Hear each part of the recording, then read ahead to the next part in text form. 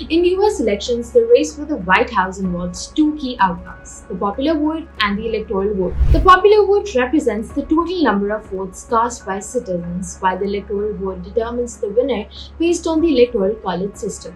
But not every president wins both. Here's a look at those who did.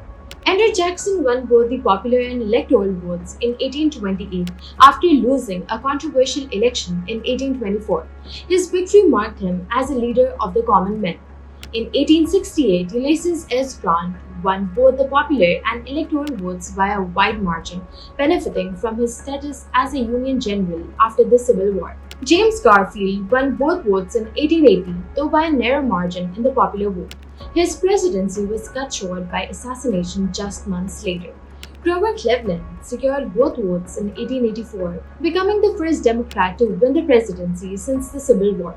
William McKinley won both votes in 1896 and was re-elected in 1900, supported by his economic policies.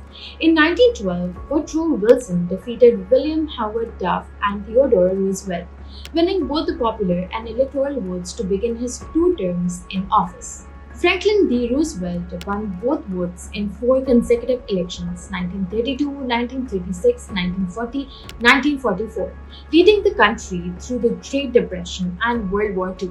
Lyndon B. Johnson won both votes in 1964 after John F. Kennedy's assassination, leading with his civil rights agenda.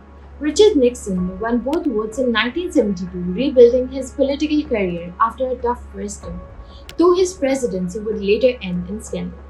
Ronald Reagan won both votes in 1980 and again in 1984, benefiting from widespread support for his economic and military policies.